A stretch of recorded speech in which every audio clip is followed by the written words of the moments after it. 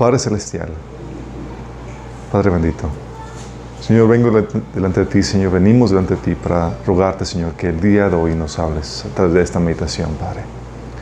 Te ruego, Señor, que ordenes mis pensamientos, mis palabras, Señor, que lo que salga aquí, lo que se hable, sea por tu Espíritu Santo, Señor, y que salgamos de aquí edificados, con una conciencia, Señor, una revelación de quién eres tú, con un temor de ti, Señor, un temor santo. Te rogamos que quites el velo de entendimiento de aquellas personas que nos están sintonizando y los que estamos aquí, Señor, y que esta palabra se siembre en sus corazones y que produzca el fruto que tú has deseado para ellos, Señor. En nombre de Jesús, amén.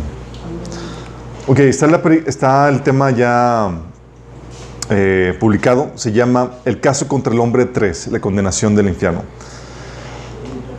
Esta es la tercera sesión. Mi esposa me estaba regañando. Dijiste tercera, que íbamos a ver tres series y volviste todos locos. No, perdón. Era 3 sesiones, sí, de esta serie. Sí. Y estamos viendo el caso de Dios contra el hombre.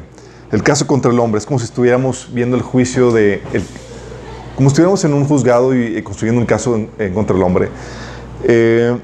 Y esta es la tercera sesión. Vimos la primera sesión, los dos actores dentro de este caso. Como tienes a un lado Dios y otro lado tu palabra versus la palabra de Dios. Y generalmente habíamos comentado que le damos mucho valor a nuestra palabra.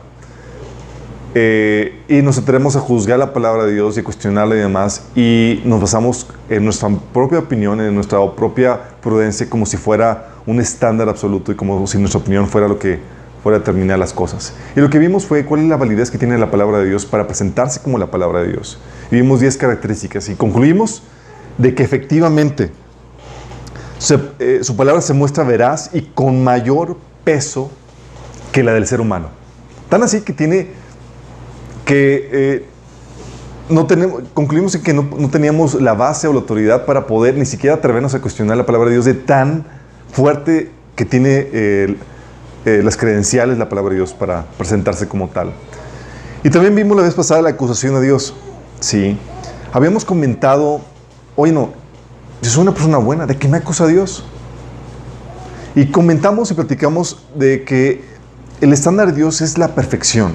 Y has fallado el estándar perfecto de Dios, y la acusación de Dios es que no solamente has fallado, no has venido arrepentido a rogar por su clemencia.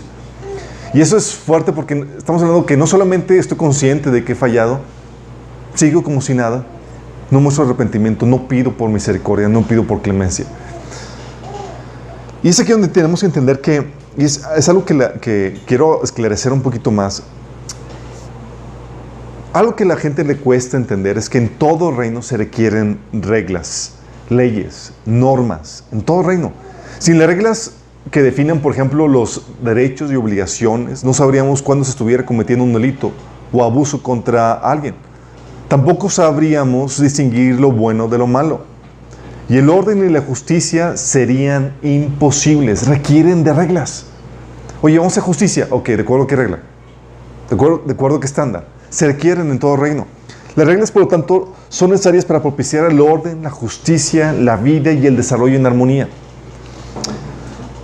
La Biblia menciona de la importancia de las reglas cuando menciona, por ejemplo, en Proverbios 29-18, cuando dice, cuando la gente no acepta la dirección divina, se desenfrena, o cuando no acepta la ley, dice otra versión. Pero el que obedece la ley es alegre. Está hablando de que sin leyes, sin normas, hay desorden, hay caos, hay desenfreno. Salmo 11:3 dice, cuando los fundamentos de la ley y el orden se desmoronan, ¿qué pueden hacer los justos? O sea, de tan esenciales son en cualquier reino, que se requieren para el orden, para la justicia. Si sin ellos no podemos hacer nada, las personas que tratamos de tener un cierto orden o armonía, no se podría tener sin esas leyes. Por eso, ¿sabes qué fue lo primero que hizo Dios?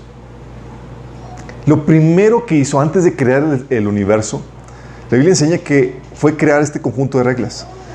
En la Biblia este conjunto de reglas, este conjunto de mandamientos se le conoce como sabiduría. Y eso es lo que traería la existencia y el buen funcionamiento de su creación entera. Fíjate lo que dice Proverbios 8, del 22 al 26. Dice, el Señor me formó desde el comienzo. Antes de crear cualquier cosa, fui nombrada desde la eternidad en el principio mismo, antes de que existiera la tierra. Nací antes de que los océanos fueran creados, antes de que brotara agua de los manantiales, antes de que formaran las montañas, antes que las colinas, yo nací. Antes de que el Señor hiciera la tierra y los campos y los primeros puñados de tierra. ¿Qué te está diciendo? Te está diciendo que la sabiduría, que es este conjunto de reglas, de principios, de leyes que iban a regular la creación, fueron creados como la primera de sus obras. No fue la creación, sino fue esta sabiduría, estas reglas que acabamos de leer en Proverbios 8, 22 al 26.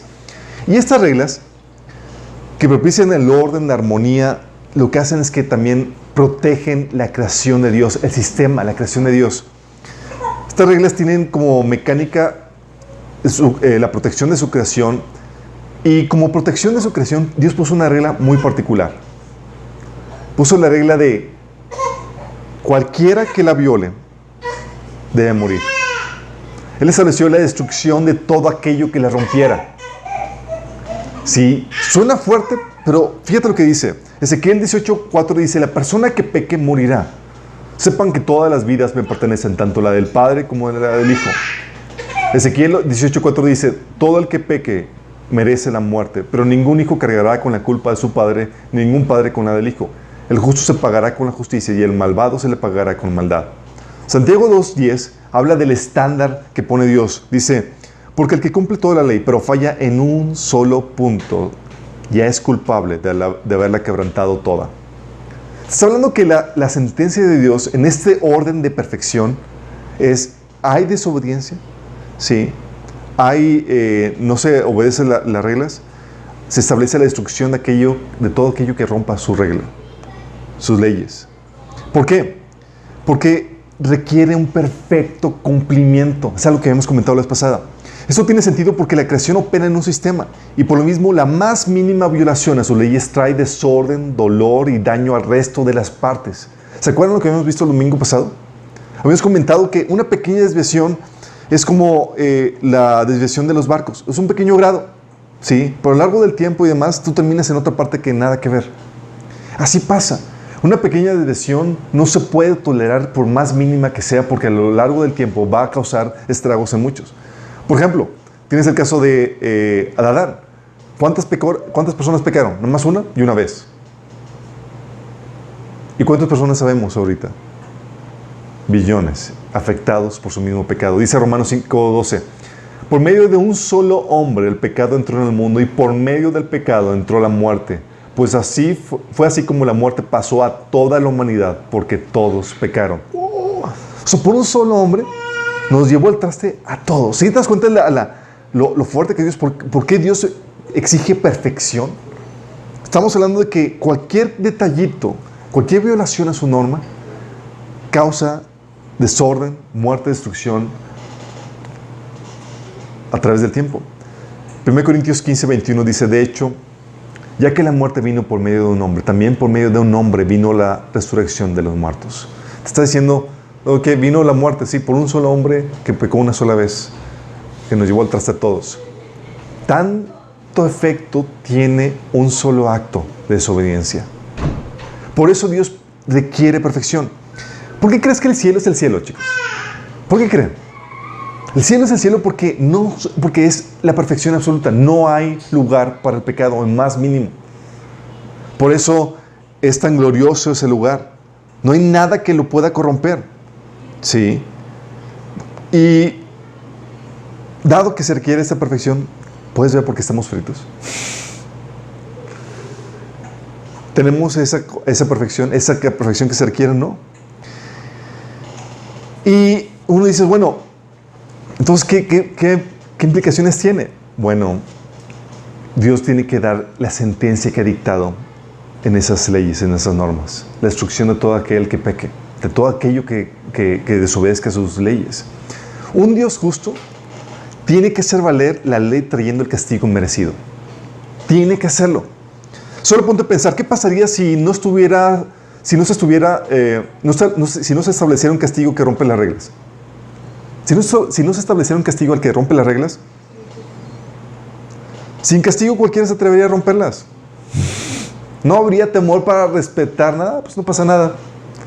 Serían no reglas, serían mero consejo. Si lo hago, no lo hago, viene siendo lo mismo. ¿Y qué pasaría si Dios se hiciera de la vista gorda y no diera el castigo establecido o de una forma consistente? ¿Qué pasaría? Eso te diría que Dios es alguien injusto, que no guarda ni sus propias reglas, o a quien podemos corromper para que no nos castigue. Anda el Señor. Hoy no me castigue. Sí, eso sería. ¿Sabes qué? Dios no respeta sus propias leyes, no respeta su palabra. Lo que Él estableció, no puedes confiar en eso. Porque no puede amanecer así como que hoy, ¿sabes qué? Siempre no. Sí. También eso te diría que Dios... Fíjate lo que dice. Salmo 89:4 dice que la justicia y el juicio son el cimiento de su trono. El trono de Dios, su reino, está cimentado en la justicia y el juicio. Sí. Y Nahum 1:3 dice, el Señor es lento para enojarse, pero su poder es grande. Luego dice, y nunca deja sin castigo al culpable. ¿Sí te das cuenta? Te está diciendo, en este orden que hace que es su reino de perfección. Si hay algo que lo viole, tiene que darle el castigo que merece. Y dice aquí que nunca deja sin castigo al culpable. Y de esto mismo habla Romanos 2, de 5 al 6. Muchos dicen, oye, pero ¿por qué Dios no castiga al culpable? Primero, todos estamos en esta clasificación de culpables delante de Dios, de acuerdo a sus estándares. Y Dios no lo hace, ¿sí? Porque tiene asignado una fecha para hacerlo. Todavía dicen, oye, es que si Dios es bueno, ¿por qué permite tanta maldad? ¿Por qué no castiga al malo? Tiene una fecha para hacerlo. Sí, dice Romanos, pues se acerca el día de la ira, en el cual se manifestará el justo juicio de Dios. Él juzgará a cada uno según lo que haya hecho. Hay un día donde va a juzgar todo. Sí. De hecho, en Daniel 9:24 dice que a partir de ese día se va a establecer la justicia. Dice, se va a expiar la iniquidad, se va a traer la justicia perdurable. Es donde lo que los cristianos llamamos vuelve el reino de Dios a su creación, a la tierra. ¿Sí? Entonces un Dios justo tiene que dar el castigo que se merece el culpable. Pero dicen, oye, pero Dios es amor. Bueno, ¿qué crees? Un Dios amoroso también hace valer la ley trayendo el castigo merecido. Dios me ama, estás igual de frito. Fíjate lo que dice. ¿Por qué? ¿Por qué me refiero a esto? Porque te diría que ¿por qué tiene que dar el castigo? Porque si Dios no lo hace, te diría que Dios no es amor, porque no ama suficiente a las partes afectadas por el pecado como para hacerles justicia. ¿Has amado a alguien? Sí, un ser querido, tu hijo, tu esposa, tu esposo. Sí. ¿Qué pasa si ves que le están dando, lo están agarrando a trancazos? No reaccionarías en ira, no defenderías a tu ser, no buscarías justicia. Sí. El amor produce esta ira. Y lo que hace es que busca la justicia de aquello que afectó a aquello que amas. Es necesario. Si no, significaría que Dios no ama suficiente a las partes afectadas por el pecado como para hacerles justicia. Pero eso no es así. Dios es justo, su orden es perfecto y ama a los que afectas con tu pecado. Por eso te debe dar la condena que mereces, que es muerte. Esta es la razón por la que un Dios amoroso y justo puede condenar al pecador. ¿Me estoy explicando? De hecho, la Biblia corrobora esto. En Lucas 18:7 dice Jesús, hablando de cómo Dios va a traer justicia a aquellos que son sus amados. Dice, ¿acaso Dios no hará justicia a sus escogidos que claman a Él día y noche? ¿Se tardará mucho en responderles? Y es una pregunta que se contesta sola. Es claro que va a hacer justicia y claro que va a responder. ¿Por qué? Porque el amor de Dios así es, trae justicia a las partes que Él afectan a aquellos a quien aman. Sí. Por eso, ¿has escuchado el pasaje que habla de que no te vengues? Sí, ¿por qué? Porque tienes a alguien que te defiende. Alguien que lo hace por ti. Alguien que te ama tanto que dice, yo me cargo, hijo. Por eso dice en Romanos 12:19, No tomen venganza, hermanos míos, sino dejen el castigo a las manos de Dios, porque está escrito, mía es la venganza, yo pagaré, dice el Señor. Sí. Entonces, ¿te acuerdas cuando el salmista, David, se hallaba presa de sus enemigos que lo querían matar y demás? ¿Te acuerdas cómo clamaba él, invocando el amor y la simpatía de Dios? Dice, oh Señor, ¿hasta cuándo te olvidarás de mí? ¿Será para siempre? ¿Hasta cuándo mirarás hacia el otro lado? ¿Hasta cuándo tendré que luchar con angustia en mi alma, con tristeza en mi corazón día tras día? ¿Hasta cuándo mi enemigo seguirá dominándome? ¿Y sabes lo que hace Dios? Dios viene, interviene y hace justicia. De eso habla 2 de Tesalonicenses 1, del 6 al 7, donde dice, Dios es justo y pagará con sufrimiento a aquellos a quienes los hacen sufrir a ustedes. Y ustedes que sufren les dará descanso lo mismo que nosotros. Esto sucederá cuando el Señor Jesús se manifieste desde el cielo. ¿Por qué? Dios te ama. Sí, y alguien te afecta, va a hacer justicia por el amor de Dios. Pues dice, es que Dios es amor, Dios no va a castigar a nadie. Al contrario, el amor de Dios hace que arde en ira, porque... Y lo por todo es que todos estamos en esa problemática, porque aunque nos ama, afectamos a otras personas con nuestro pecado. Sí, estamos en medio de esto. Apocalipsis 6:10, Apocalipsis 19 del 1 al 2 habla acerca de esto. Apocalipsis 16 del 4 al 6 habla de cómo Dios venga a sus amados. Sí, ustedes pueden leerlo ahí. Entonces concluimos de que en un reino, se requieren reglas para que establezcan lo justo, para establecer qué es justo, qué es injusto, para establecer el orden, la armonía, a qué tienes derecho, a qué no, qué es lo bueno, qué es lo malo.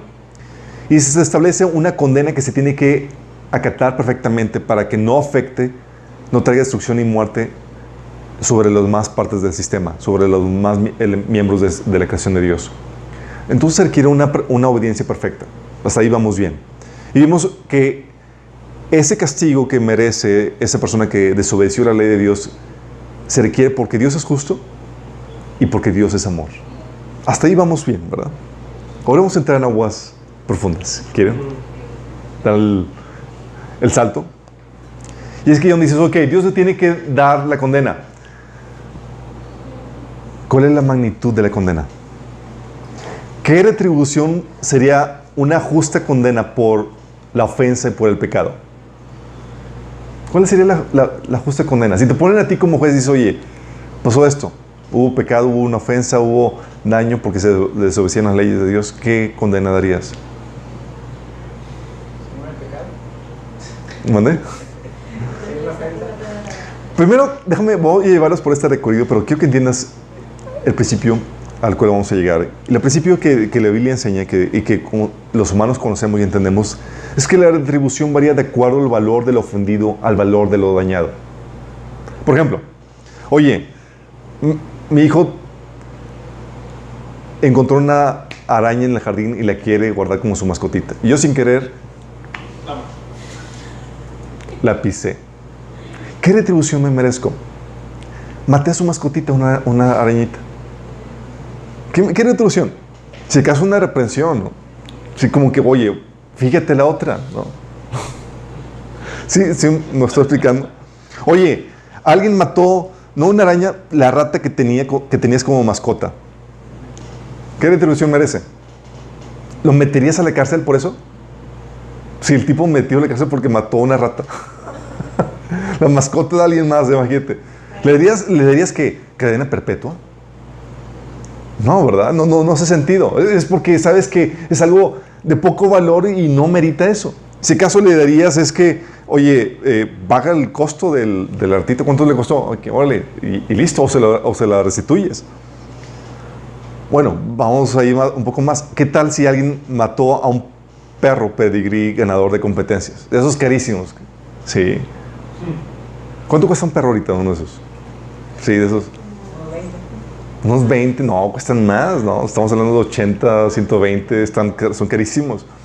Bueno, ¿qué retribución le darías? Ahí sí lo podrías meter a la cárcel. Sí, si no quiere pagar, si no quiere resistir el daño. Ameritaría la cárcel, ¿no? Oye, el robo a una propiedad, a un negocio, también ameritaría años de cárcel. ¿Permitiría que le quiten la vida? No. ¿Sabes qué?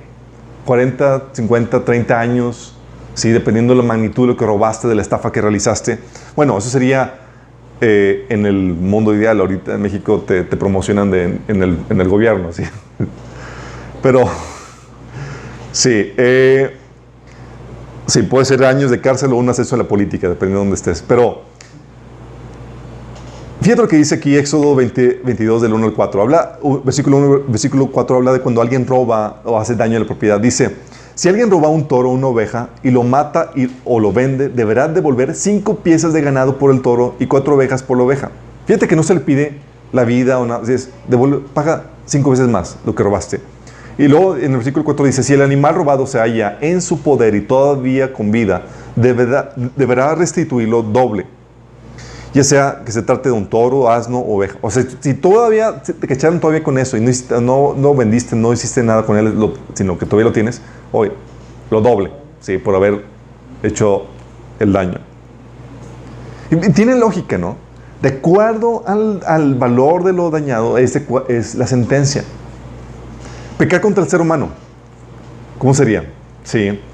En Levíticos 27 del 2 al 4 habla de que Dios pone diferentes valores de rescate por diferentes personas. Sí, oye, los varones para rescatarlo cuesta tanto, mujeres tanto, y va estableciendo medidas de valor incluso. Sí. Oye, pero bueno, llegamos al punto crítico. Se le quitó la vida a una persona. ¿Qué castigo merece? ¿Una multa sería suficiente? ¿Por qué no? Es una vida. O sea, estás hablando de que es algo que uno de los más importantes en la tierra. Una reprensión. Oye, no lo vuelvas a hacer. Por favor, ten más cuidado de la otra. Así como la arañita. ¿Valdría ¿sí? ¿Unos cuantos años de cárcel? No. Fíjate lo que dice. Dios pone esto. Dice, Génesis 9:6 dice, si alguien quita una vida humana, la vida de esa persona también será quitada por manos humanas. Pues Dios hizo a los seres humanos a su propia imagen. Y Dios establece la sentencia y pone el porqué. Dice, es sumamente valiosa la vida humana porque están hechos a mi imagen, llevan mi imagen. Más que los animales. Sí. O Éxodo 21:12 dice, el que hiera a otro y lo mate será condenado a muerte. Hace sentido, ¿no? Sí, oye, ¿te quitaste la vida? Pena de muerte. Sí. Quítale una lesión a una persona. Oye, no, casi lo matabas, pero no. Sí. ¿Sabes qué? La condena varía de acuerdo al valor de la persona en relación a ti. Sí. Por ejemplo, resulta que de esa persona es alguien a quien tú le debes respeto, honra, autoridad. ¿Qué crees que se merecía? Éxodo 21:15 dice, el que hiere a su padre o a su madre, morirá. ¡Wow! O sea, puedo ofender a mi prójimo y salgo librado. Pero ofender a alguien al que le debo honra, respeto, la condena que se establecía en el Antiguo Testamento, fíjate lo fuerte, es la muerte. Oye, a quien herí fue a un esclavo. ¿Muerte? No, sí. En el Antiguo Testamento se ponía esto, dice, si un hombre golpea a su esclavo o su esclava con un palo, y luego más adelante dice, en unos 2 días el esclavo se recupera, el amo no recibirá ningún castigo porque el esclavo es su propiedad. Fíjate lo fuerte, ¿sí? Oye, si dañas a una persona al que le debes honra, respeto y demás, que son tus papás, muerte. ¿Un esclavo? Ya, no pasa nada, saliste librado. ¿Te imaginas eso? Sí, vamos estableciendo porque hay dentro entre los humanos hay diferentes rangos de valoración que le damos a diferentes personas de acuerdo a su posición y estatus. ¿Qué tal una ofensa? Oye, me insultó. Ahorita, si te insultas a alguien, te pueden meter a la cárcel, te pueden multar porque ya estamos llegando a épocas de represión en cuestión de nuestra expresión. Pero también, igualmente, varía de acuerdo al valor de la persona en relación a tuya. ¿Sabes qué condena ponía Dios en el Antiguo Testamento para las personas que maldecían a sus papás? La muerte. Imagínate la muerte. El que maldiga a su padre o su madre será condenado a muerte. ¿Sabes? Consciente de que el grado de castigo va dependiendo al grado de aquello que ofendiste, que dañaste. Lamec, en Génesis capítulo 4, del 23 al 24, dice Lamec a sus mujeres: Ada y Sila, escuchen mi voz, mujeres de Lamec, atiendan mis palabras. Si soy herido, mataré a un varón. Si soy golpeado, mataré a un joven. Y si Caín será vengado 7 veces, Lamec será vengado 70 veces 7. ¡Wow! ¿Qué estaba haciendo Lamec? Él estaba dando importancia porque, ¿sabes qué? Yo soy súper importante y tan importante, tan valioso soy, que si alguien se atreve a herirme, su vida se va a cobrar por ello. Imagínate. Sí. Y que va a ser vengado 70 veces. El castigo va a ser 70 veces 7 el castigo por haberle hecho algo a Lamec. ¿Sí vamos entendiendo el concepto aquí? Entonces el principio te dice que la condena tiene que reflejar el valor de aquello que se ofende o a aquello que se daña. Y es aquí donde entramos en temas graves. Porque, ¿qué condena crees que merezca el que peque contra el ser cuyo valor no se puede cuantificar? ¿Qué condena podría vindicar el valor del único, eterno Dios? Ni la humanidad que haya existido ni existirá se iguala a su valor. El valor de todo lo que hay en el planeta, ni el planeta mismo pudiera compararse con su valor. Ni nuestro planeta con todo lo que hay, ni nuestro sistema solar, ni nuestra Vía Láctea, ni todas las estrellas y planetas de nuestra galaxia, ni billones de universos, ni el cielo con todos sus ángeles se podrían comparar ni remotamente con el valor del Creador Todopoderoso. ¿Estamos entendiendo? ¿Qué castigo será apropiado para alguien que peca contra un ser así?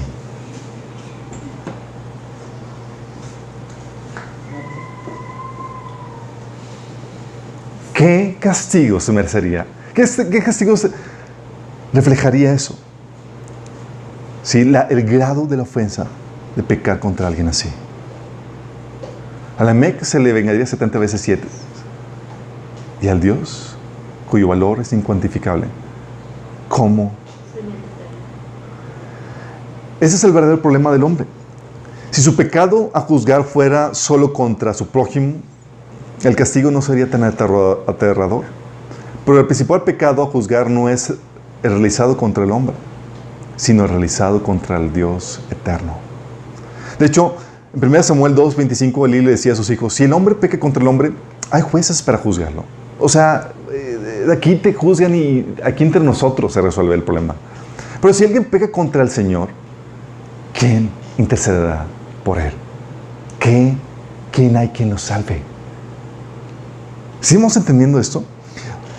La problemática es que no son mandamientos de hombres los que has roto, sino los de Dios. No es la palabra de hombre la que has ignorado y menospreciado, sino la de Dios. No es un hombre a quien nos has ofendido, sino a Dios mismo. ¿Sí vamos entendiendo la gravedad de esto? La condena tiene que reflejar el valor del ofendido, aquello contra lo cual pecaste. Ahora entiendes por qué Pablo decía en Hebreos: horrenda cosa es caer en manos del Dios vivo. O sea, no estás pecando contra un ser humano, o alguna creación, estás pecando contra Dios. Sí. ¿Qué condenación sería digna de recibir una persona que ofenda a un ser así? ¿Ahora entiendes la lógica de la condenación eterna en el infierno? ¿Ahora entiendes la gravedad de nuestro pecado y nuestra situación? La condenación eterna en el infierno refleja la gravedad de lo que representa pecar no contra un Dios, sino contra el único y verdadero Dios creador de todo. Eso es lo que significa el infierno. Sí, es la condena que se merece adecuadamente. Y es aquí donde quiero que veamos algo acerca de este tema del infierno, darte una idea de lo que implica, de lo que es, sí, de lo fuerte que es. Por nuestro bagaje cultural sabemos o tenemos una idea. Sí, el infierno se ha hablado de él en películas, historias y demás. Sí. Yo recuerdo que cuando veía esto en la Biblia era mi tema tabú, porque no sé cómo explicarlo. Cuando le digo, oye, mentí, estás frito en el infierno. ¿Y cómo lo explicas? O sea, suena demasiado fuerte. Hasta que entiendes que contra quien pecaste no es no fue tanto contra la persona contra quien mentiste, sino contra el Creador. Sí. Y es ahí donde estás frito. Te lleva a ver cuán valioso es el Creador y con cuánto respeto y reverencia se le debe tratar. ¿Sigamos entendiendo?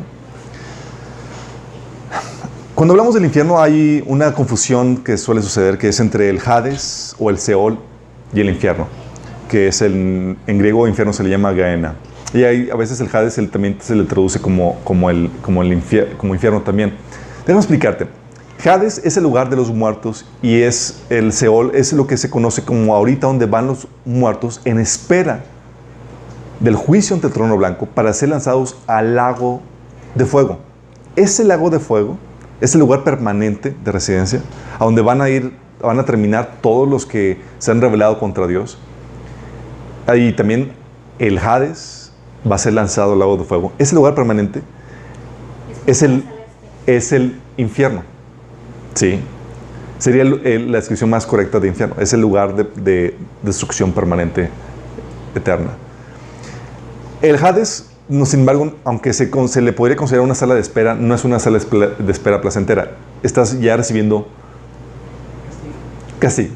Es una probadita. De hecho, el pasaje de Lucas 16, del 19 al 31, habla del sufrimiento de Lázaro y el rico. Lázaro y rico, esta historia, Jesús le estaba hablando, dicen algunos que es una historia real porque le pone Jesús un nombre, se le pone Lázaro, y cuando ya estás hablando de nombres no son parábolas. Pero aún si fuera una parábola, hay gente que lo quiere considerar forzosamente como una parábola, debes entender que las parábolas siempre son extractos, historias de la vida real. ¿Sí? No vas a encontrarte ninguna parábola donde el pollito hablaba, y le llama pollito, y no. Sí, son extractos de la vida del día cotidiana, de la vida real.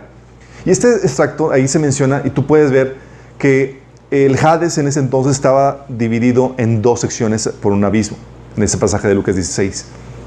Y ves que el rico estaba en tormento, en fuego. Mientras que los santos, los que esperaban la redención de Dios, y este pobre Lázaro, estaba en el seno de Abraham, se le llama, que era la sección donde estaban los santos en espera de la redención de Cristo. ¿Por qué no estaban en el cielo? Porque Jesús no había efectuado la redención, no había pagado el precio por sus pecados todavía. Sí. Ellos estaban ahí en espera de recibir esa promesa de redención. Una vez que Jesús pagó el precio por nosotros en la cruz, dice la Biblia que Él bajó al Hades, bajó a las profundidades de la tierra y llevó a los cautivos a libertad y se los llevó con él al cielo. Sí. Por eso el Hades, esa sección donde estaba Abraham y todos los santos del Antiguo Testamento, ya está vacía. Y no me sorprendería que fuera ocupada por gente que fuera a ser atormentada. ¿Qué características tiene tanto el Hades como el infierno? Debes entender esto. El Hades es ya, como quien dice, como que ya estás probando el adelanto del infierno que vas a estar viviendo por la eternidad. Y puedes ver en la Biblia, ahí en ese mismo pasaje de Lucas 16, 19 al 31, que es un lugar donde estás consciente. Tú lees ese pasaje y dices, o sea, te mueres y no es como que estás en un estado de inconsciencia o como que soñando. No. Estás consciente y estás consciente del sufrimiento. Ahí ves al Lázaro, al rico, clamando por auxilio para que fuera reconfortado en medio de las llamas en las que estaba viviendo, y recordaba su vida en la tierra, tal así que recordaba a sus hermanos y demás. ¿sí? Y empezaba incluso a interceder por sus hermanos. Entonces es un lugar donde estás consciente, no se te pierda la conciencia. Y tiene sentido, si es un lugar de castigo y de tormento, tienes un lugar donde tienes que estar consciente para que sufras ese castigo. Y es un lugar de tormento con fuego. Sí. Mateo 5, Jesús habla y amenazaba, dice, cualquiera que diga fauto quedará expuesto al infierno de fuego. Aclara que es un lugar de fuego. Mateo 18, 19 dice, mejor te es entrar en un solo ojo con un solo ojo en la vida, que teniendo dos ojos ser echado en el infierno de fuego. Sí. Y esto corrobora también lo que les digo de Apocalipsis capítulo 20, donde dice que serán lanzados al lago de fuego. Sí, es un lugar de tormento donde eres tormentado con fuego.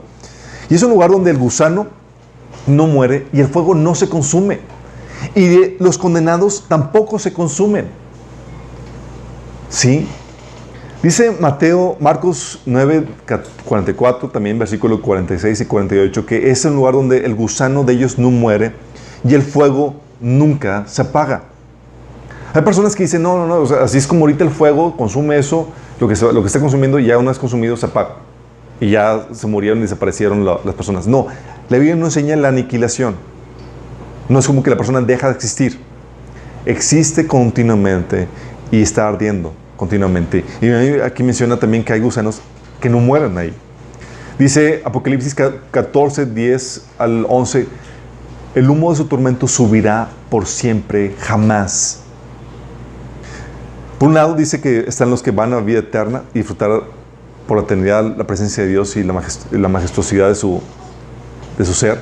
Y por otro lado, estos van a un tormento cuyo humo subirá por siempre, jamás. O sea, estamos hablando de la eternidad en estado de tormento. Apocalipsis 19, 20 dice, pero la bestia, hablando de cómo no son consumidos, cuando viene el Señor, dice la Biblia que agarra a la bestia, que es el falso Cristo, y lo lanza al lago de fuego, al comienzo de cuando llega en la segunda venida. Pasan 1000 años, ¿sí? Sueltan a Satanás un poco, y luego, ya que causó la última rebelión después de esos 1000 años, lo lanzan a Satanás al lago de fuego. Fíjate lo que dice. Apocalipsis 19, 20 dice, pero la bestia fue capturada, que es el anticristo, fue capturada junto con el falso profeta. Este es el que hacía señales milagrosas en presencia de ella, con las cuales engañaba a los que habían recibido la marca de la bestia y adoraban a su imagen. Los dos fueron arrojados vivos al lago de fuego y azufre. Entonces, eso es al inicio del milenio. Luego dice Apocalipsis 20, del 7 al 10, cuando se cumplan los 1000 años, ¿sí? Menciona que el diablo que los había engañado será arrojado al lago de fuego y azufre, donde también habrán sido arrojados la bestia y el falso profeta. ¿Sí? La Biblia menciona que ahí están todavía. ¿Sí? Los arroja y es como que ahí te topas al anticristo y el falso profeta. Después de 1000 años, te habla de que efectivamente es un lugar donde no te consumes, sino que vives en completo, si vives por la eternidad en tormento. Dice, ahí serán atormentados día y noche por los siglos de los siglos. ¿Sí no estamos hablando de lo fuerte que es esta condena? También Isaías 66, del 22 al 24 menciona esto. Dice, tan cierto como que mis cielos nuevos y mi tierra nueva permanecerán, así también ustedes serán mi pueblo para siempre. Está hablando Dios a Israel. Dice, con un hombre que nunca desaparecerá, dice el Señor. Hablando en ese tiempo, cuando va a hacer Dios los nuevos cielos y la nueva tierra, que van a durar para siempre, dice, toda la humanidad vendrá a adorarme semana tras semana, mes tras mes. Y cuando salgan, verán los cadáveres de los que se han rebelado contra mí. Los gusanos que los devoran nunca morirán, y el fuego que los quema nunca se apagará. Todos los que pasen por ahí se llenarán de horror absoluto. Incluso te menciona que va a haber un lugar en la nueva tierra, en los nuevos cielos, donde vas a poder ver esto. Y vas a ver a la gente en forma de cadáver siendo atormentada. Estamos hablando de lo fuerte, lo terrible que es esto. Y es un lugar donde estás apartado de Dios, de su favor, de su bondad, recibiendo su ira sin un momento de alivio. Sí. Dice Apocalipsis 14, del 10 al 11, beberá también el vino del furor de Dios, que en la copa de su ira está puro, no diluido. Será atormentado con fuego y azufre en presencia de los santos ángeles y del Cordero. El humo de su tormento subirá por siempre jamás y no tendrán alivio ni de día ni de noche. Saben, muchas personas dicen, es que nuestro infierno es aquí en la tierra, nosotros lo hacemos. No. Nada que ver. Tu infierno, la situación más terrible que puedas vivir en la tierra, déjame aclarar, ¿qué se te ocurre que puedas pasar? Aún lo que fuera, ¿sí? Un tortura en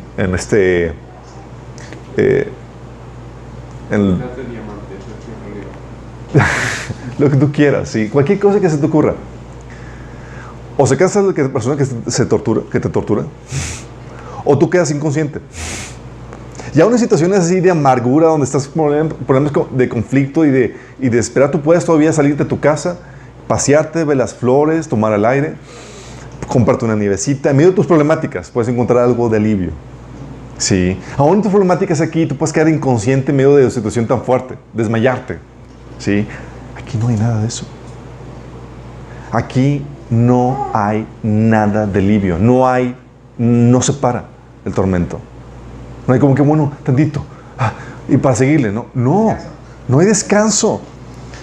Por eso Lucas 16, 24 menciona que el hombre rico gritó, Padre Abraham, ten piedad, envíame Lázaro para que moje la punta de su lengua y refresque mi lengua. Estoy en angustia en estas llamas.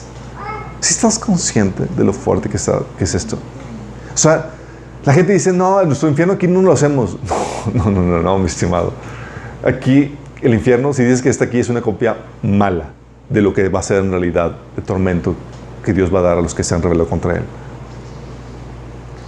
Y no solamente es un lugar donde estás apartado de todo lo bueno, de toda la bondad de Dios. O sea, las personas ha habido testimonios de personas a quien Jesús lleva al infierno, y ellos comentan de que es un lugar donde desaparece todo lo bueno que había en la tierra.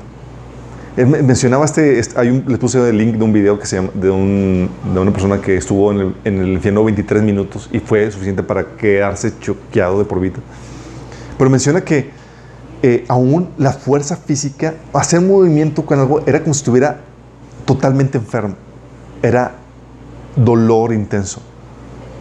Era un cansancio, era extenuante. Poder respirar era agonizante. Era ver y sufrir el calor, el fuego. Y él mencionaba todo eso. Dice, es como si todo lo bueno que pudieras haber experimentado en la tierra, aún con sus problemáticas, hubiera desaparecido. Dice, el olor era espantoso. Era como si hubiera todo lo malo, así era.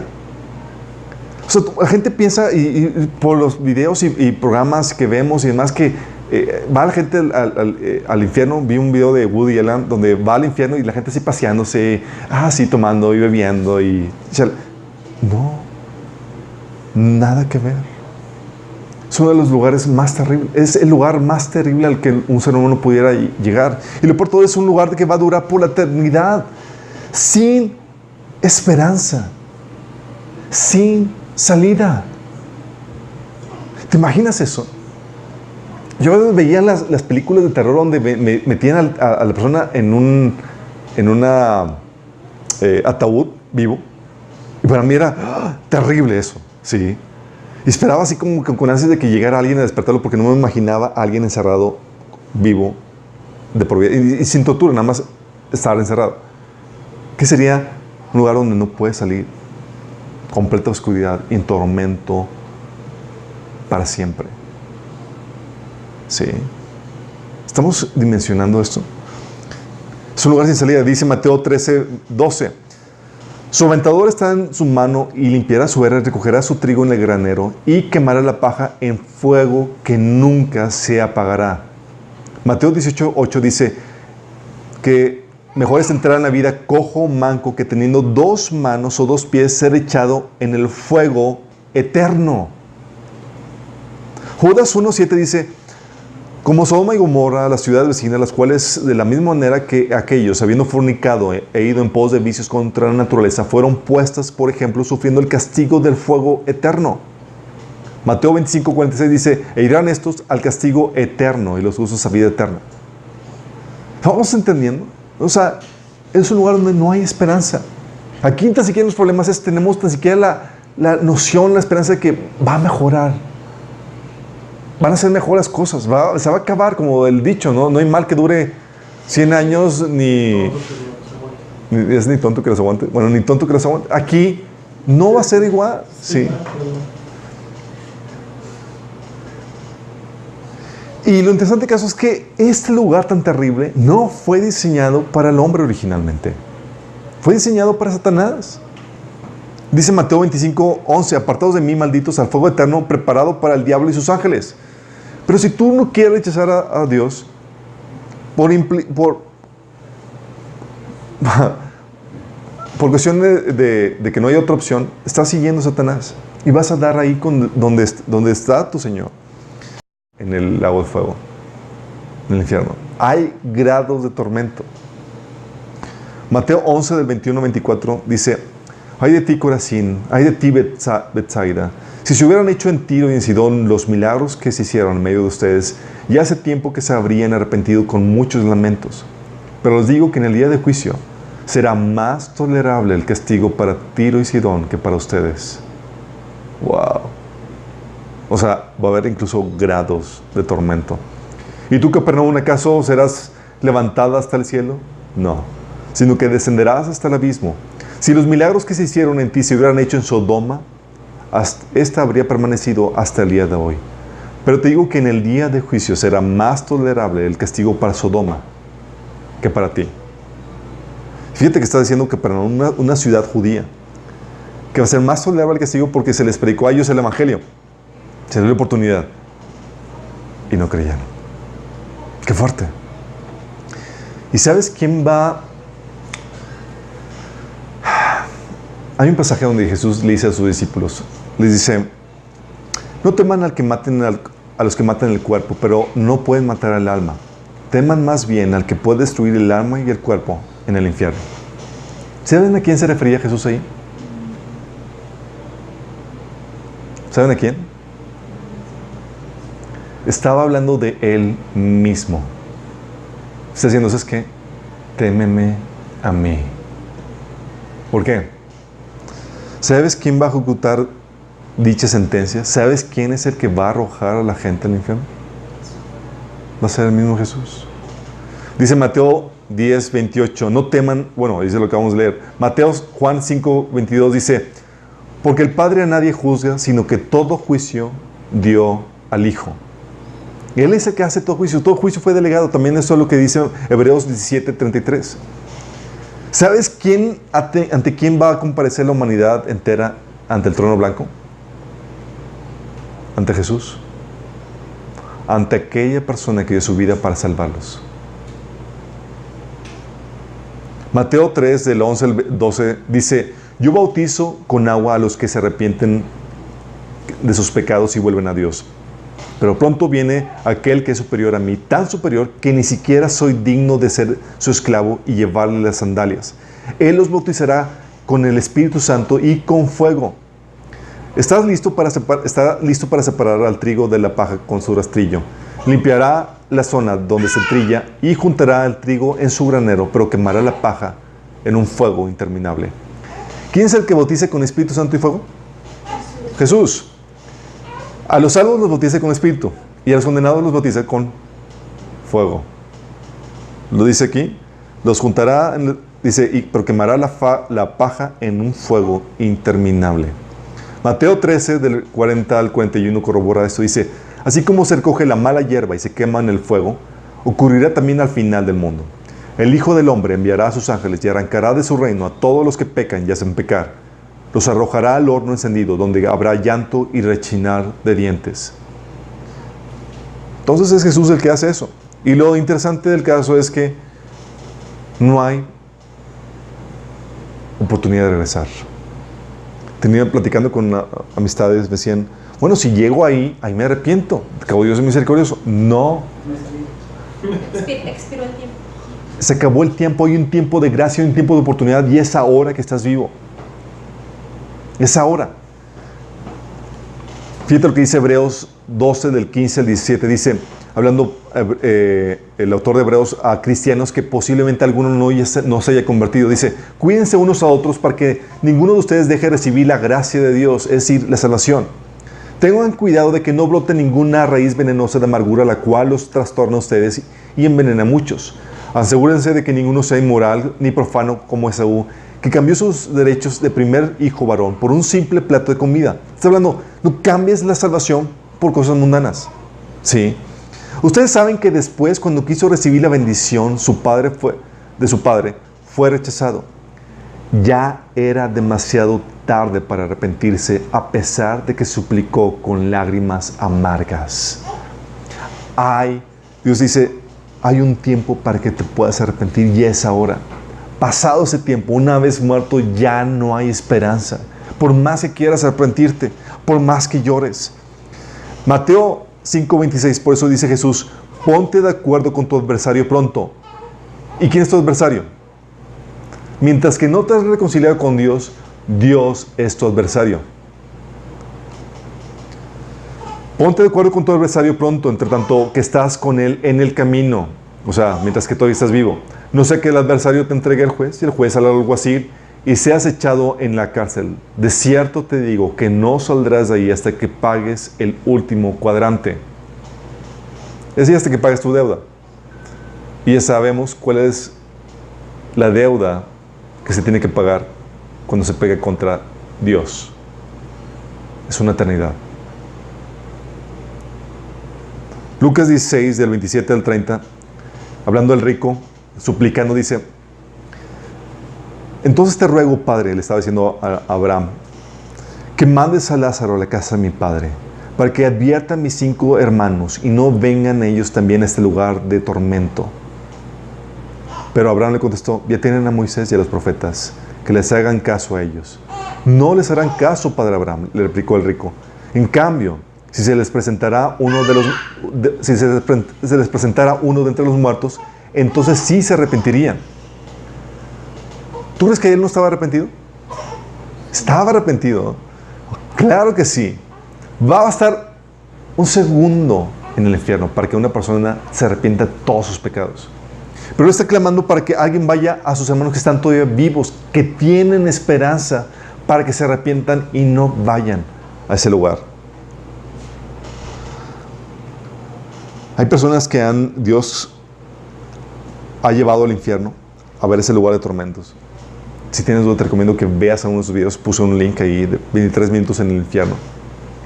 Y son pasajes corroborados con muchos versículos. Son testimonios corroborados con muchos pasajes de la Biblia. Y es aquí donde te va a dar una dimensión de lo fuerte y de lo delicado que es pecar, no contra un ser humano, sino contra Dios mismo. Y con este entendimiento te das cuenta del grado de reverencia y de temor que debemos de tener ante este ser. Tú no juegas con Dios. Tú no lo tratas como tu amiguito. Es para tener reverencia y tener temor reverente ante Él. Y es aquí donde llega la pregunta, ¿Dios quiere que vayas tú ahí? No, no quiere. Me ha tocado pláticas con personas que me dicen, Él sabe lo que hará conmigo. Si quiere condenarme, pues ¿qué puedo hacer? Así como que, pues ¿qué puedo hacer si Dios quiere, si Dios me va a condenar? ¿Qué puedo hacer? No, no es así. Él te está diciendo que te arrepientas y que aceptes su salvación, porque no quiere condenarte. La gente va al infierno, va ahí porque así lo escogieron ellos, no porque Dios quiera. Dice Mateo 7:13, la carretera al infierno es amplia y la puerta es ancha para los muchos que escogen ese camino. Hay la opción de escoger a dónde vas a ir. Hay la opción de escoger como seres humanos dónde queremos pasar la eternidad. Y Dios no quiere que la pases en el infierno. Dice Ezequiel 18:23, ¿acaso creen que me complace la muerte del malvado? ¿No quiero más bien que abandone su mala conducta y que viva? Yo, el Señor, lo afirmo. Dios no quiere que mueras. Ezequiel 33:11 dice, diles, es tan cierto como yo vivo, afirma el Señor omnipotente, que no me alegro con la muerte del malvado, sino que se convierta de su mala conducta y viva. Conviértate de tu conducta perversa. ¿Por qué habrás de morir? 1 Timoteo 2:4 dice, Él quiere que todos sean salvos y lleguen al conocimiento de la verdad. Puesto que Él no quiere que vayas ahí, y Él es justo, y tiene que darte la condena que mereces, y es una eternidad al infierno. Y es amoroso, y tiene que vengar a los que dañaste con tu pecado. Lo que hizo Dios para resolver eso es que tomó la condena en sí mismo. Él recibió la condena que merecíamos. Cuando entiendes que la condena tiene que ser proporcional a la falta, entiendes por qué solo Dios podía pagar dicha condena. Porque ¿quién podría valer las condenas eternas de todas las personas que han existido? ¿Quién? Solo Dios. Por eso dice Filipenses 2 del 5 al 8, Cristo Jesús, quien siendo por naturaleza Dios, no consideró ser igual a Dios como algo que aferrarse. Por el contrario, se rebajó voluntariamente tomando la naturaleza de siervo y haciéndose semejante a los seres humanos. Y al manifestarse como hombre, se humilló a sí mismo y se hizo obediente hasta la muerte y muerte de cruz. ¿Qué estaba haciendo Dios en la cruz?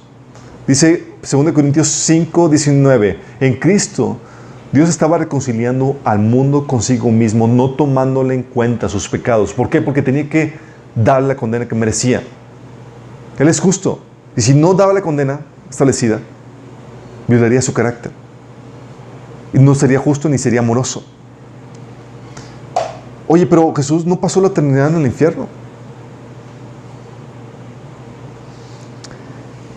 Cuando sabes quién es el que estaba pagando la condena por ti, te ayuda a entender por qué Jesucristo pudo pagar nuestra condena eterna con unas cuantas horas del más terrible sufrimiento y 3 días en el Hades. Porque quien estaba pagando la condena no era un ser humano, no era un ángel, era el Creador mismo. Quien estaba sufriendo no es aquel, sino cuyo valor es inconmensurable. Que en toda la creación, ni millones de creaciones podría igualar su valor. El hombre más importante de la tierra en ese entonces no era digno ni de abrochar sus sandalias, hablando de Juan, porque estamos hablando del Creador mismo. Sí, o sea, el hombre más importante ni siquiera es digno de abrochar sus sandalias. ¿Ahora entiendes? Porque dice en Juan 3:16 que de tal manera amó Dios al mundo, a ti y a mí, que ha dado a su Hijo unigénito para que todo aquel que en Él cree no se pierda, mas tenga vida eterna. Jamás podrás entender la magnitud del amor de Dios sin la gravedad de tu culpa, sin la gravedad de tu condena. Pero cuando sabes lo que Dios hizo por ti, ¿y quién fue quien hizo el rescate? Déjame decirte, o sea, Dios no se merecía esta condena, este sufrimiento. Pero unas solas horas de sufrimiento y 3 días en el Hades bastó para pagar nuestras condenas eternas. ¿Estás consciente de lo fuerte que es esto?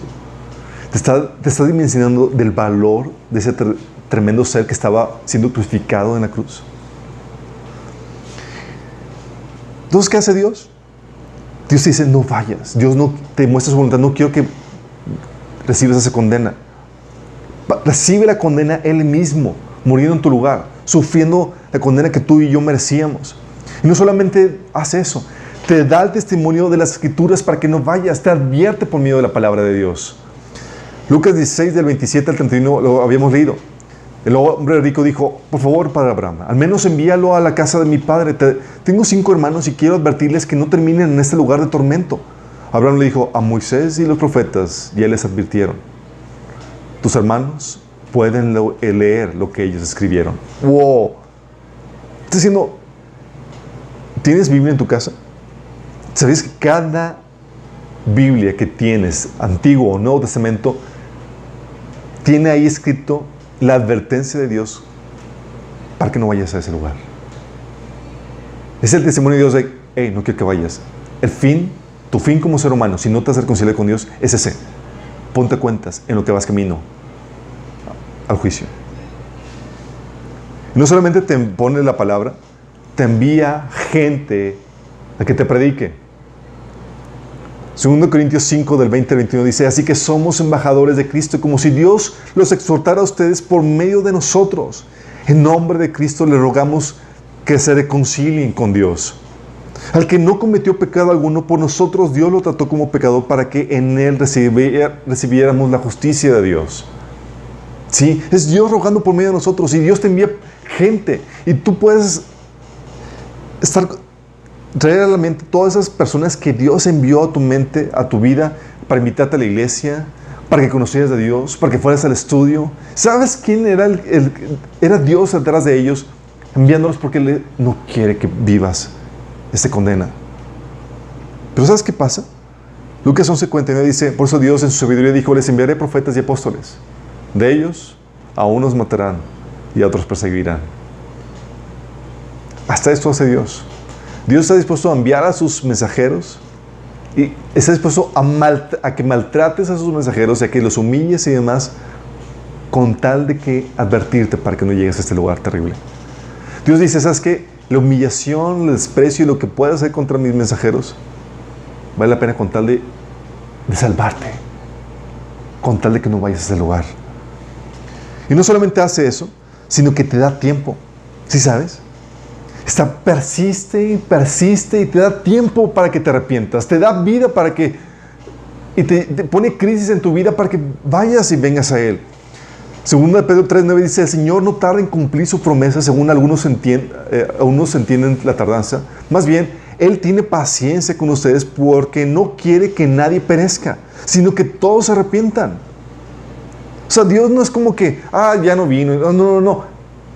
No quiere que perezcas. Te está dando tiempo para eso. Y es bondadoso contigo. Dice, ¿no te das cuenta de lo bondadoso y tolerante y paciente que es Dios contigo? ¿Te ha bendecido? ¿Te ha dado familia? ¿Te ha dado sustento? ¿Ha sido Dios bondadoso? ¿Puedes darle gracias a Dios por algo? Y dice, ¿acaso no significa nada para ti? ¿No ves que la bondad de Dios es para guiarte a que te arrepientas y abandones tu pecado? Fíjate para qué es la bondad de Dios.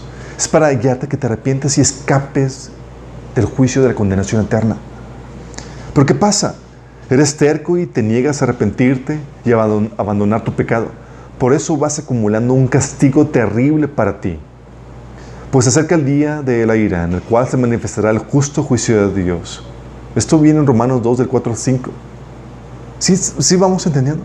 O sea, Dios no solamente hace todo eso, mueve todas circunstancias, envía gente, te da testimonio de sus escrituras, te da tiempo, es bondadoso contigo. Y tú resistes todavía en arrepentirte. Lo que haces es que simplemente acumulas todavía más ira, más juicio, más condena.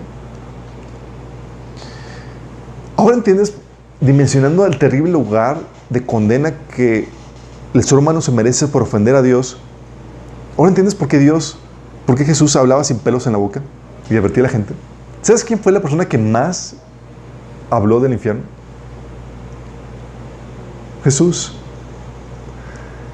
Y lo sacaba vez tras vez. Así dices, wow. O sea, si Jesús tuviera su iglesia ahorita, nadie iría. Sí. ¿Pero por qué? Porque Él sabía lo terrible que era. Por favor, no vayas a ese lugar. Amenazó a la gente. ¿Sí? Oye, gente que dice, pero Dios no quiere que lo sigas por temor. ¿No has escuchado eso? Dios quiere que lo sigas por amor.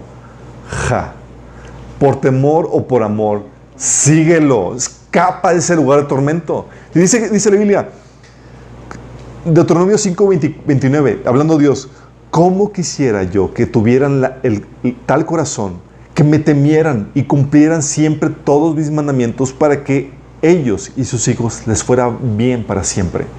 ¿Qué Dios quiere? O sea, oye, tal vez no sientas bonito, pero si lo temes, si quieres huir de ese terrible castigo, ya es ganancia. Ya es ganancia. Sí, por eso Jesús advertía y amenazaba a la gente. ¿Sabes cómo los amenazaba? Mateo 5:22 dice, pero yo les digo que cualquiera que se enoje con su hermano quedará sujeto al juicio del tribunal. Es más, cualquiera que insulte a su hermano quedará sujeto al juicio del consejo. Y cualquiera que lo maldiga quedará sujeto al fuego del infierno. ¿Te suena como que amenaza? Recuerdo que las primeras cosas que empecé a leer cuando me convertí fue eso. Dije, ¿y sabes qué pasó? Dejé de maldecir. Da un temor, ¿sí? Dices, no, yo no quiero, te está hablando, te está amenazando. ¿Y a poco no hacemos eso mismo los padres? Se porta más tu hijo, le das la amenaza, lo vuelves a hacer, va a haber disciplina. ¿Sí? ¿Por qué? Porque quieres evitarle los golpes que le puedes dar, la disciplina que duele. Y ya se lo amenazas. Y lo mismo Dios está haciendo aquí, ¿sabes qué? Advertencia. ¿Por qué? ¿Me quiere asustar Dios? Sí, te quiere asustar Dios. Quiere que estés asustadísimo para que no vayas y no hagas lo malo. ¿Sí? ¿Sabes qué es lo que hace que mi hijo se porte bien con nosotros? Un santo temor. O sea, nada más ve mi mirada de enojo y deja hacer lo que está haciendo. Dice la Biblia que el temor a Dios es el principio de sabiduría, es lo que te lleva a portarte bien. ¿Sí? Tal vez ahorita en lo que estás conociendo a Dios todavía no te enamoras y no sientes tan bonito. La Biblia te ordena amar a Dios, es una decisión. Pero tal vez las emociones todavía no florecen. ¿Sí? X las emociones. Aunque tengas un temor reverente, te va a ayudar. Mateo 5:30 dice, y si tu mano derecha te es ocasión de caer, córtala y échala de ti, pues es mejor te es que se pierda uno de tus miembros y no que todo tu cuerpo sea echado al infierno. ¿Sí? ¿Sí te das cuenta? Esto es una hipérbola. Te está diciendo, o sea, algo te está llevando a que estés continuamente en pecado, córtalo. O sea, incluso llega al punto de cortar la mano o sacarte el ojo. Así de fuerte te está diciendo. Es decir, el Señor te está llevando, toma medidas drásticas para terminar aquello que te puede conducir al infierno. Y hay personas que están en relaciones de noviazgo con personas que están, con las cuales están fornicando y saben que están haciendo mal, pero no aguantan la tentación. Es, córtalo. Sí, no puedes jugar con Dios en ese sentido. Hay cosas que te están llevando a caer, amistades y demás, es toma, porque Dios no juega. Ay, pero yo soy cristiano y yo soy salvo por fe. Sí, mi hermano, pero la fe produce obras. Sí, no juegues el cristianito. Mateo 7:13 dice, solo puedes entrar en el reino a través de la puerta angosta. La carretera al infierno es amplia y la puerta es ancha para los muchos que escogen ese camino. Y Dios te da advertencia a Jesús aquí. Dice, ¿sabes qué? Oye, es que pues me echan carro mis amigos porque no soy como ellos y no hago todo lo que ellos... ¿Qué quieres? ¿Carretera ancha? Sí, la freeway to hell. Highway to hell. O sea, ¿qué quieres? Sí. O sea, te lleva a que tomes decisiones sabias sabiendo de las terribles consecuencias que pueden producir esas decisiones. Por eso también dice, y Jesús hablando de esto, Mateo 16, de 25 al 26, si tratas de aferrarte a la vida, la perderás, pero si entregas tu vida por mi causa, la salvarás. O sea, te dice, ¿no quieres ir al infierno? Entrégala por mí. Oh, Señor, ¿sabes por qué el Señor podía poner esos estándares? Porque Él es el único que podía darte la salvación. Dice, ¿y qué beneficio obtienes si ganas al mundo entero, pero pierdes tu propia alma? O sea, ganaste tus carros, tus casas, todo lo que... y terminaste en el infierno. El Señor te invita a recapacitar eso. De nada sirve que vivas la vida que tú deseas, que tú tanto soñaste aquí en la tierra, y terminas una eternidad en el infierno. De nada sirve. Dice que hay algo que valga más que tu alma. Sí. ¿Por qué Jesús utiliza este argumento de destrucción? ¿Por qué? Porque quiere que tomes decisiones sabias, que no subastes tu eternidad por baratijas presentes.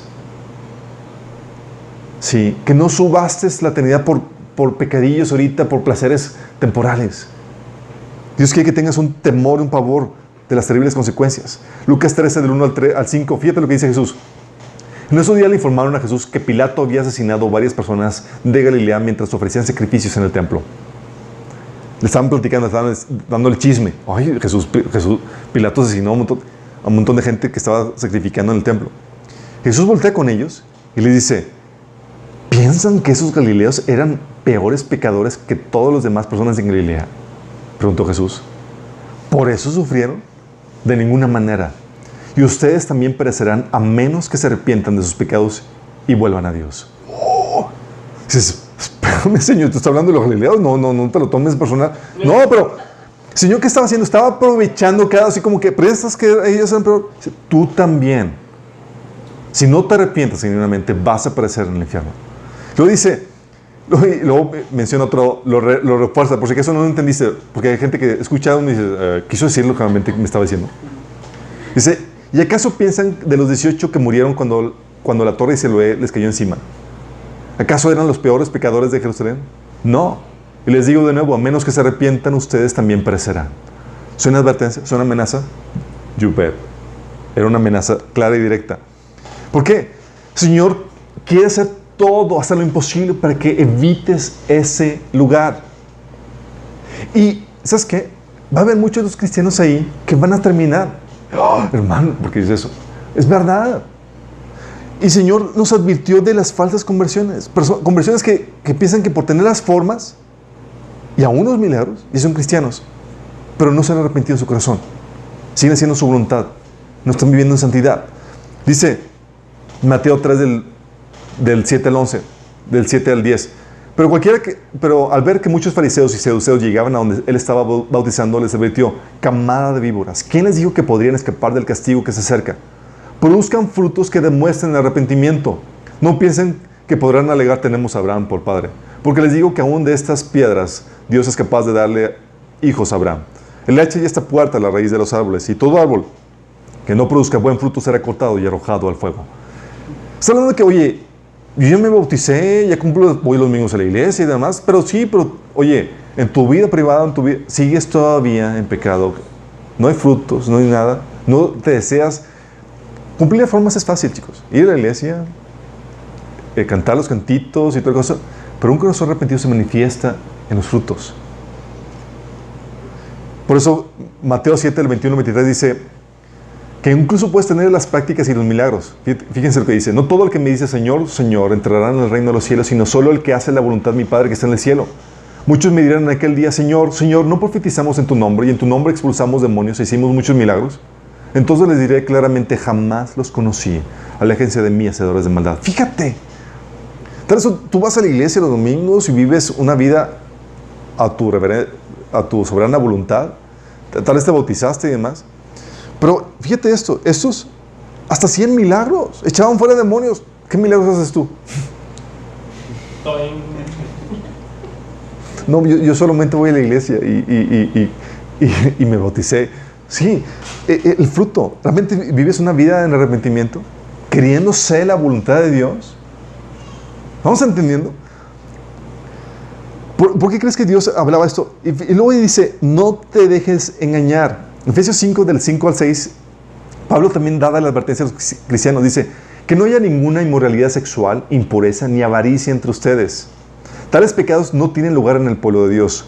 Los cuentos obscenos, las conversaciones necias, los chistes groseros no son para ustedes. En cambio, que haya actitud de agradecimiento a Dios. Pueden estar seguros que ninguno que sea inmoral, impuro o avaro heredará el reino de Cristo y de Dios. ¿Te está dando una advertencia clara? Sí, te está diciendo que va a haber destrucción. Pues el avaro es un idólatra que adora las cosas de este mundo. Y luego dice: no se dejen engañar por los que tratan de justificar esos pecados, porque el enojo de Dios caerá sobre todos los que desobedecen. ¿Siento que hay cristianos que quieren justificar sus pecados? No exageres, no seas religioso, no seas fariseo. O sea, Dios es amor cuando entiendes lo que implica que Dios sea amor, estás frito igual. Sí, como lo que acabamos de ver. Y con esto, fíjate, no estamos alegando la salvación por obras, porque el arrepentimiento no te hace perfecto. No te quita todas las imperfecciones, todo lo que hay que cambiar en tu vida, no te hace perfecto.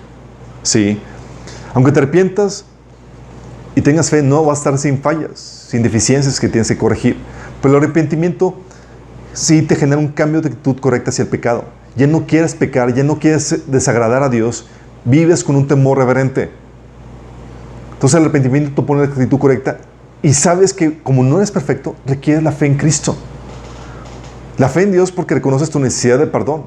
¿Quién va a borrar tus pecados?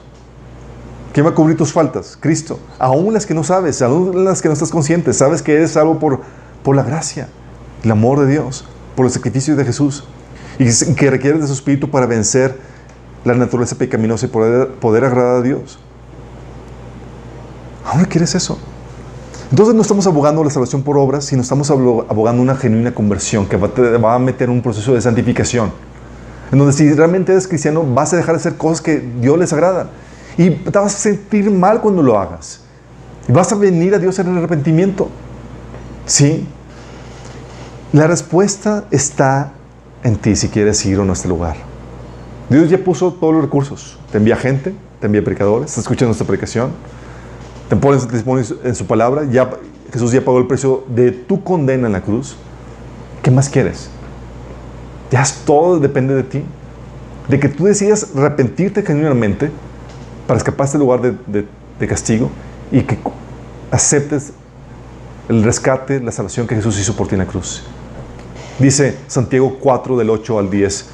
Acérquense a Dios y Dios se acercará a ustedes. Lávense las manos, pecadores. Purifiquen su corazón, porque su lealtad está dividida entre Dios y el mundo. Derramen lágrimas por lo que han hecho. Que haya lamento y profundo dolor. Que haya llanto en lugar de risa y tristeza en lugar de alegría. Humíllense delante del Señor y Él los levantará con honor. Es un tiempo de arrepentirte. Dios te ofrece la oportunidad y tal vez sea hoy tu última oportunidad. Tú no puedes asegurar que vas a vivir el día de mañana. Tal vez hoy sea tu último día de vivir. Y Dios te ofrece la oportunidad para que te arrepientas y escapes de este lugar de tormento. Yo te quiero invitar a que hagas esto. Y si quieres hacerlo, dice la Biblia que si invocas el nombre de Jesús, es decir, si le pides la salvación en arrepentimiento, si pides por misericordia por tus pecados, Él te los va a perdonar y te va a dar la vida eterna. Si le entregas a Él tu voluntad, si le aceptas como tu Señor. ¿Quieres hacerlo? Te voy a guiar en esta oración. Cierra tus ojos y dile ahí: Señor Dios Todopoderoso, el día de hoy te pido que me perdones por todos mis pecados, todas las fallas, todo lo que he hecho que te ha ofendido, Señor. Te pido que me perdones. El día de hoy me arrepiento de hacer mi voluntad y no la tuya. Te pido que me perdones y que me salves. Yo creo que Jesús murió por mí en la cruz para pagar mi condena y que resucitó al tercer día. Y el día de hoy, Señor, yo lo reconozco como mi Señor y como mi Salvador. Y recibo tu regalo de la vida eterna. Si hiciste esto genuinamente te arrepentiste, va a haber frutos. La Biblia te dice que hagas frutos dignos de arrepentimiento. Una de las primeras cosas que vas a hacer, vas a empezar a leer la voluntad de Dios, su palabra que viene en la Biblia. Y vas a empezar a congregarte. Si no hay por lo menos estas dos cosas, sabes que no te has arrepentido. Y que la oración, pues solamente una repetición. Pero te invito a que, si no lo has hecho o no lo hiciste ahorita conmigo, que lo hagas. Ahorita que hay tiempo, para que escapes de esto.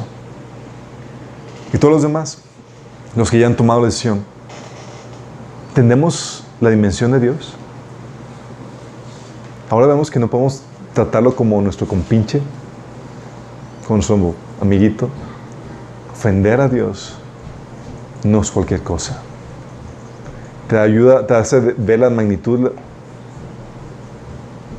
y la grandiosa majestad que es en este Dios que tenemos, este Dios creador. Y no solamente eso, te lleva a recapacitar quién fue el que pagó nuestra condena por nosotros. Es tremendo. ¿Y por qué Jesús pudo pagar esa condena eterna en unas cuantas horas? Porque era el Dios creador, cuyo valor no se puede cuantificar, quien estaba recibiendo esa condena. Millones de eternidades pagadas ahí, por ti y por mí. Damos gracias a Dios. Señor, venimos delante de ti, Señor, con una nueva revelación, un nuevo entendimiento acerca de quién eres tú, lo majestuoso, lo temible, lo tremendo que eres tú, Señor. Padre, te pedimos, Señor, que esta revelación se haga carne en nuestros corazones y que no salga de ahí, Señor, para que podamos vivir vidas que te agraden con temor reverente, Señor. Señor, no queremos faltarte al respeto. No queremos tratarte sino con la honra y la gloria que tú debidamente, debes de recibir, Señor. Señor, ayúdanos a vivir esas vidas en temor reverente todos los días de nuestra vida, Señor. Te lo pedimos en el nombre de Jesús. Amén. Nos vemos el próximo domingo, misma hora, mismo canal.